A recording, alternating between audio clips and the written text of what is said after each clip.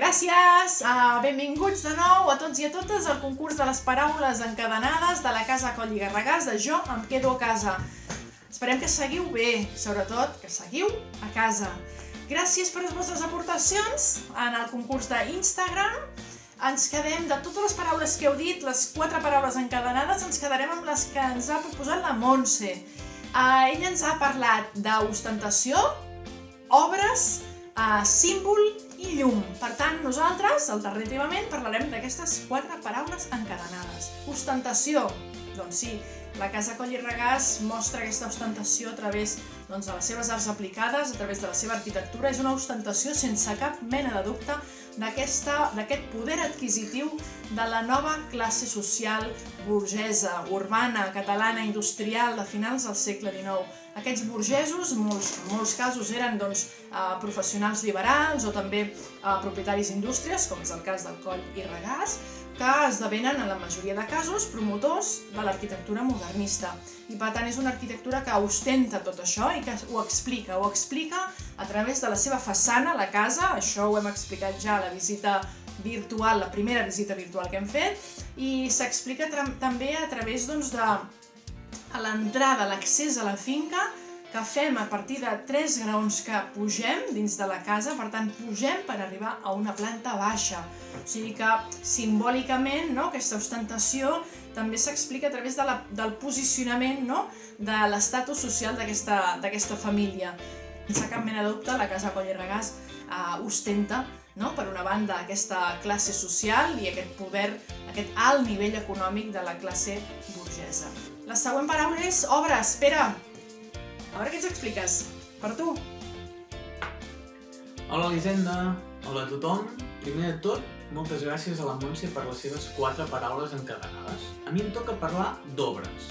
I us parlaré de les obres de rehabilitació de la Casa Coll i Regàs. Tot edifici necessita en algun moment o altre una restauració.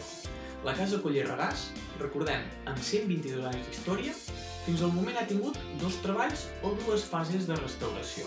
La primera fou a la façana i posteriorment a la claraboia. La façana, amb el pas del temps, la pluja va malmetre els esgrafiats, que pràcticament van perdre tot el color. L'any 2013, la Fundació Iluro va iniciar els treballs amb les mateixes tècniques i el material que en el seu moment. Un increïble treball artesanal. Per saber més d'aquesta restauració, podeu buscar al canal de YouTube de la Fundació el vídeo Inauguració de la façana de la Casa Coll i Regàs. I ara, fixeu-vos quina diferència entre l'abans de la restauració i el després. La segona fase de restauració fou a la claraboia, com us he dit, que també tenia problemes de filtracions. De nou, es va utilitzar materials com a l'original, i en aquest cas es va utilitzar el greix de balena. Curiós, oi? Se'n diu màstic. És una composició oliosa feta a base de greix de balena amb guix. Per què un guix? Doncs el guix li dona una consistència perquè sigui una massa més compacta. Al final, després de l'assecat d'uns quants dies, la massa queda dura com el ciment. Doncs bé, Elisenda, us he parlat d'obres, que acaba messa, i la Montse ens va dir que tu havies de continuar amb símbol. Per tu! Gràcies, Pere! Símbol.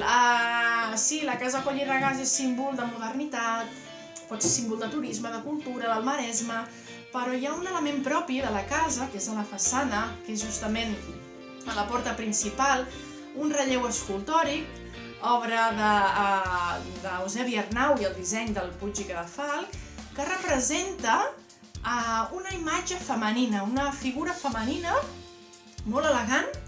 Fixem-nos en els detalls, en el pentinat que porta, en la vestimenta que du, en els atributs que porta a les mans. De fet, és un cabell llarg, amb aquesta línia central que li dona un eix de simetria molt clar, un cabell que s'embolica i omple tot aquest marc de l'entorn, aquest marc esgraonat, que és de la pròpia llinda. Un cabell que s'embolica, dèiem, amb el teixit d'aquell vestit, un vestit brodat, un rostre femení amb una pell suau i jove.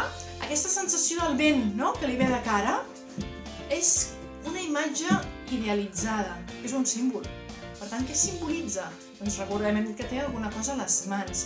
En aquesta posició de contraposto que té, d'estar contraposada, asseguda, té a la mà esquerra un fus de filar, fus de cotó, i la mà dreta, amb aquests ditets tan fins, no?, que té, aguanta un pes.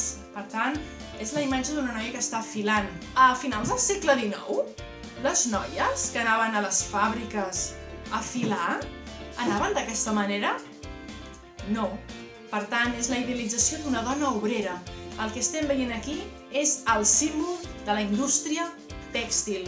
És el símbol d'aquesta ciutat industrialitzada a finals del segle XIX. Mataró compta amb més de 700 indústries, amb més del 90% de les famílies dedicades al món tèxtil, en concret al gènere de punt, i per tant, doncs, fixem-nos com està idealitzant i està entronitzant la figura d'una dona obrera a l'accés principal d'una finca d'un senyor burgès, que era, com bé sabeu, un propietari d'una indústria de teixits. Val? Doncs la següent paraula que encadena amb la paraula símbol és llum. Què ens expliques, Pere, del concepte llum? Passo, Merci, Elisenda. La Montse es va proposar per a la paraula que comencés per L, llum, que ella relacionava amb la làmpada original que trobem a la casa. Doncs així ho fem. Com sabeu, en els 122 anys d'història hi han viscut en ella diferents famílies fins a arribar a ser de la Fundació Iluro. Així, és normal que en l'anar i venir els mobles, però també les làmpades, es canviessin. Fa uns anys, la Fundació va poder adquirir una làmpada original de la casa. Si l'observem, veiem la combinació de materials de llautó, daurat i vitrall circular policromat. No tenim cap dubte que és de la casa. Es va col·locar en el menjador i és en aquesta habitació on podria haver estat originalment, ja que hi trobem elements decoratius que apareixen també a la làmpada. Hi pengen uns escuts que els trobem al damunt de cada porta. Els vitralls policromats circulars són els mateixos que veiem a les portes que separen les diferents estances. I al damunt de tot, què hi veiem? Doncs, mireu, una corona que la trobem en diferents llocs de la casa, però també està a les portes del menjador.